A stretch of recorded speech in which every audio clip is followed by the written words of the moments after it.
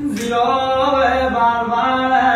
من ده خورخون نصیب من ببون سی و چشمون خدا خدا من دشونه آی دلی تشن مگه او خاموش کنه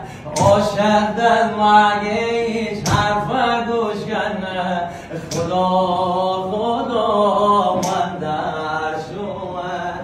اینان سرگم درد و دل من غریب جا بریم منزل من خدا خدا من در شما